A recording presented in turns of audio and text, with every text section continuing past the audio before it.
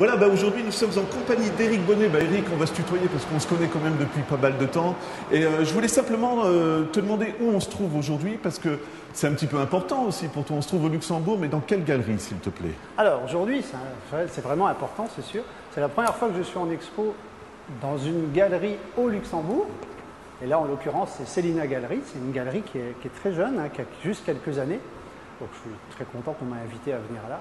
Et je fais partie d'une expo qui a eu lieu tout l'été, qui va durer jusqu'à presque fin septembre, et qui s'appelle Pop Art Movement. Voilà. Alors, si je ne me trompe pas, il y a 3 autres de tes artistes en plus avec toi. On va parler de toi, mais il ne faut pas m'en vouloir, mais voilà. Et Célina présentera les voilà, autres Célina, artistes. on la rencontrera la semaine prochaine pour présenter la galerie et les autres artistes. Donc, Éric, moi, je te disais juste avant de tourner, déjà ta spécialité, c'était plutôt le collage, avec de la peinture, beaucoup de recherches. Et là, comme je te disais, j'ai l'impression que tu as épuré un petit peu tes créations. Tout à fait. Alors, souvent, enfin, avant, dans ma démarche qui est à peu près la même, j'utilise toujours ces vieux papiers, ces vieilles revues, ces documents anciens, parce que ça m'intéresse d'avoir l'histoire des gens. Et avant, je mettais plein de personnages, plein de peintures et tout ça. Et maintenant, je me concentre plus sur un personnage que je vais mettre en avant et faire ressortir par le jeu des vernis et tout ça. Et encore une fois, c'est l'idée qui compte, parce que le fond, on pourrait dire c'est juste un fond. Mais est-ce que tu peux rentrer un petit peu dans le détail, par exemple, de ce tableau, parce que c'est intéressant, hein, voilà, l'histoire.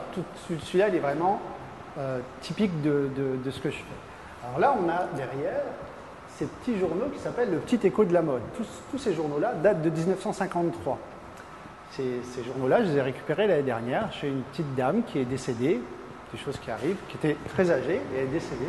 Et dans son grenier, il y avait ces petits échos de la mode, année par année, mis avec une petite ficelle, bien empaquetée, année par année comme ça, tout vraiment mis en sécurité et conservé presque religieusement, je vais dire.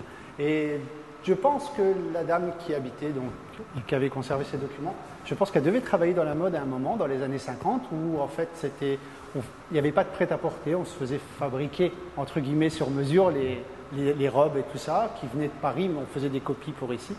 Et je pense qu'elle devait travailler là, c'est pour ça qu'elle les a gardés. Et du coup, j'ai une petite part de cette histoire de cette dame qui a gardé ça religieusement pendant 60 ans, ces documents.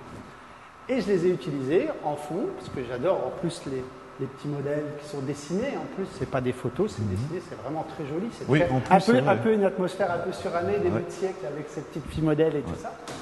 Et j'ai cherché un personnage qui pourrait illustrer le tout et que je pourrais faire ressortir. Et du coup, j'ai pris cette belle Pénélope, qui est une héroïne de dessin animé, voilà, des années 70.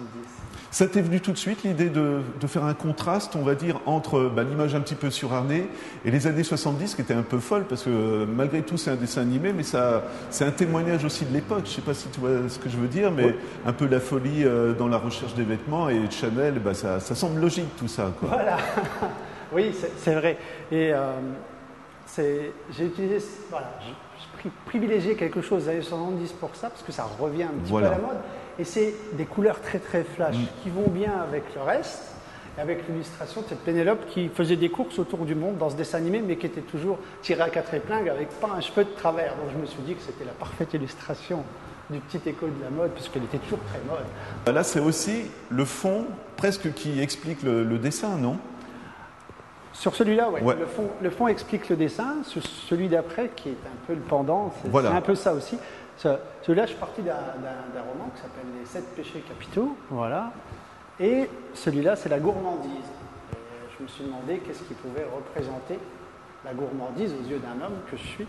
Et donc, j'ai décidé de faire cette jolie jeune fille, avec ses beaux cheveux bleus pétants, qui a l'air bien en forme et bien en chair et tout à fait en forme. Et elle a un petit livre dans la main. Et c'est un peu le truc, parce qu'on pense souvent que les filles qui sont de prime abord, qu'on verrait dans la rue comme ça, très fashion, très glamour, c'est un peu la potiche. C'est pas forcément le cas. Si on creuse un peu, ils en ont quand même beaucoup dans le cerveau, vraiment. Et c'est un peu pour ça. Je veux pas toujours se moquer des filles qui ont l'air fashion girl, alors que voilà, c'est peut-être prix Nobel. mais on ne le sait pas, juste en les voyant, on se fait tout de suite la première impression qui n'est pas forcément la bonne. Cette fois-ci, autre tableau avec une autre charmante femme et encore une fois le fond compte. C'est quoi l'inspiration? C'est d'abord le texte que tu trouves et après chercher un modèle. Comment ça se passe? Alors j'ai beaucoup de documents, j'en ai des tonnes et des tonnes. Et quand j'ai une idée sur un tableau que je vais démarrer, je pioche dans mon fond pour chercher qu'est-ce que je pourrais mettre en fond de tableau. Et c'est ça qui va me donner l'idée de départ. Là-dessus, je fais partie d'un livre du Marquis de Sade. C'est plusieurs nouvelles. Ça s'appelle L'époux complaisant, précisément ce livre. Et il y a plusieurs nouvelles, dont une nouvelle qui s'appelle Émilie de Tourville. Voilà. Et toujours avec le Marquis de Sade, c'est toujours des héroïnes un peu sulfureuses, et où il leur arrive toujours des tas d'aventures avec des hommes très très méchants qui profitent d'elles. Et je me suis demandé à quoi pouvait ressembler cette Émilie de Tourville. Et c'est pour ça que j'ai fait cette jeune fille un peu rêveuse comme ça, qui cherche son prince charmant à travers toutes les aventures qu'elle va vivre. La place que tu laisses au dessin, là, il se trouve en bas du tableau et pour le reste, c'est le texte. Est-ce que tu veux qu'on lise le texte ou est-ce que c'est une question d'esthétique, tout simplement? Il y a les deux. Ouais. Il y a une question d'esthétique parce que je réfléchis toujours à un moment comment mettre mon personnage en scène le mieux possible, tout en laissant une part aussi au texte. Parce que le texte a son importance et c'est ça qui va raconter l'histoire du personnage ou l'histoire qu'on veut bien y trouver dans mon personnage. Voilà. Et donc, il faut que je laisse une petite partie qui soit lisible. Voilà. Alors, autre tableau juste à côté, et là je trouve ça intéressant, ouais. plus de texte, mais cette fois-ci une carte, et encore une fois une signification avec le visage d'une jeune femme. Hein. Ah oui, je dessine souvent des filles, hein, parce qu'en fait, j'ai un peu de mal à dessiner des garçons, j'en fais de temps en temps. Mais quoi qu'on parlera du garçon derrière toi tout à l'heure. C'est rare, hein, ou alors je fais des acteurs connus, ouais. Là, je suis parti d'une très vieille carte. C'est toujours des documents authentiques que j'utilise pour tous mes tableaux. C'est aussi l'intérêt de la chose. Ça, c'est une carte de 1881, où il y a province d'Alger, qu'on voit un petit peu en bas, parce que la province d'Alger faisait partie de la France. Et je suis parti de cette jolie carte qui est dessinée avec ses soldats, ses bédouins et tout ça. Et déjà, graphiquement, elle est déjà magnifique, cette carte. Et je me suis dit, qu'est-ce que je pourrais y apporter qui amènerait quelque chose, qui amènerait cette histoire. Et j'ai décidé de mettre juste le visage, en fait, d'une jeune fille qui regarde le prolongement de la mer avec ses bateaux qui partent du port. Parce qu'en fait, voilà, cette jeune fille, elle habite là, dans cette province d'Alger, et puis en gros, elle n'a pas vraiment de choix. Parce qu'à l'époque-là, et puis souvent encore maintenant, les filles ne choisissent pas forcément avec qui elles vont faire vie commune et avec qui elles vont se marier. Donc là, elle avait le choix entre un soldat et des bédouins, et je pense que ce n'était pas son meilleur choix, et en tout cas pas celui qu'elle voudrait. Et donc, elle regarde ces bateaux qui s'envolent sur l'eau, qui vont rejoindre d'autres pays en se disant qu'elle monterait bien dessus pour voir autrement, voir autre chose et vivre sa vie à elle, qu'elle a décidé elle, et pas qu'on décide pour elle. Passer des messages, c'est aussi important pour toi? C'est très important. Et c'est pas parce qu'il n'y a pas de texte qu'on ne peut pas en passer. Il faut juste jongler avec. Voilà. Là, pour le coup, la carte, tu l'as regardée longuement, tu as dit quelle histoire je pourrais en sortir? Comment ça s'est passé un petit peu? Cette carte-là, je l'ai depuis 3 ans chez moi. D'accord. Voilà, j'en ai 3-4 de la même série. Et je cherchais l'idée, tout simplement. Régulièrement, je refouille tout mon fond, je regarde, je consulte mes documents et voilà. Et après, il faut que l'idée arrive tout de suite et puis après, je me mets en route. Voilà. Et là, au moment-là, j'ai eu cette idée, j'ai dit, voilà, c'est ça qu'il faut. Pourquoi j'ai eu cette idée-là? Pourquoi cette fille? Pourquoi cette histoire? Je ne sais pas. D'accord. James Dean derrière, par contre, j'aimerais bien, là, c'est quoi? C'est vraiment une question d'esthétique, le plaisir de découper les visages avec un jeu d'ombre ou comment? Qu'est-ce qui t'est venu comme Alors, idée? James Dean, c'est presque le seul moment où je dessine des hommes et que je les invente pas comme cela. C'est que je suis fan de cinéma. C'est mon inspiration première, c'est le cinéma et la télé et la littérature. Et du coup, voilà, j'avais cette belle photo de James Dean dans un des livres de photos et je l'ai travaillé sur mon ordinateur. Ensuite, j'ai fait un jeu avec des pochoirs, avec des ombres pour essayer de transfigurer un petit peu la lumière qui pourrait émaner de son visage. Voilà, comme quand le film est bien filmé et la lumière est parfaite, comme dans les films d'Elia Kazan où il joue, on voit bien la lumière qui émane de son visage et il y a vraiment une aura particulière. Puis bien sûr, il a eu un destin. Voilà. Hors du commun. Là, Eric, on parlait cinéma, tu disais aussi la télévision, il y a les deux sur le grand cadre, hein, on va dire, Bruce Lee et télévision écrit en plus. Voilà. Alors, ça, c'est des œuvres que je fais en attendant que mes vernis sèchent sur mes autres tableaux, parce que les vernis que j'utilise sont très longs à sécher. C'est souvent plusieurs jours de séchage. Donc j'essaie de ne pas trop faire de poussière dans mon atelier, même s'ils sont protégés, pour essayer de ne pas les abîmer. Et donc je travaille juste sur des papiers au moment-là, comme sur ce Bruce Lee. Dans mes revues, j'ai plein de publicités, et il y a notamment celle-là, voilà, l'ABC de la télévision. Je trouvais que c'était joli graphiquement aussi, et je me suis dit qu'est-ce que je pourrais faire ressortir. Et puis voilà, comme je fais toujours beaucoup de filles, il faut que je cherche un peu des hommes, ce sera plus sympa.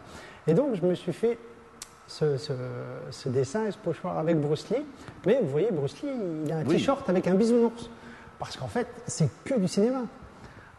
Dans le film, Bruce Lee il combat les méchants, mais une fois que la caméra elle a fait cut, ils vont boire une bière ensemble, ils sont tous potes, c'est que du cinéma. Il faut y voir que ça. Voilà.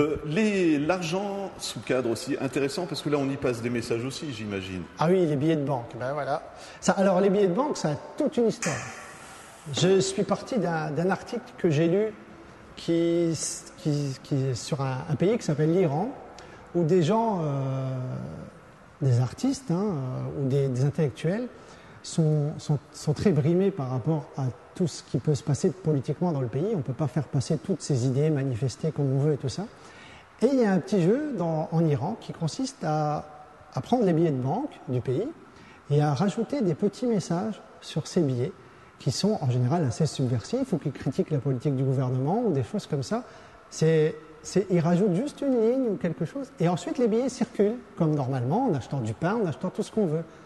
Et du coup, le jeu des gens, c'est de regarder dans les billets quand ils en ont quelque part, n'importe où dans un commerce, c'est s'il n'y a pas un message en plus. Ça permet de faire passer des choses comme ça. En toute légalité, quelque part, oui. Oui, en toute légalité, mais surtout en toute impunité, puisque aller trouver la personne qui a écrit sur le billet un message qui serait contre le gouvernement. Voilà, c'est un peu... Et je suis parti de cet article-là que j'ai lu, sur cet état de fait, pour dessiner sur des billets de banque. Et puis moi, je mets des toons, voilà, donc j'utilise des personnages que tout le monde connaît. Je mets des Tintins, Titi, des personnages de Walt Disney avec les Raptous ou n'importe. Et parce que je pars du principe que sur un billet de banque, en général, on a des chefs de guerre, des gros drapeaux un peu nationalistes. Et moi, je trouve que ça serait plus rigolo des billets de banque avec des toons dessus et on aurait peut-être plus envie de les garder et pas de les dépenser sans même les regarder vraiment, en fait. Ça, c'est le propre de l'artiste aussi, un peu de bouleverser les critères de la société, je pense. Les stades établis.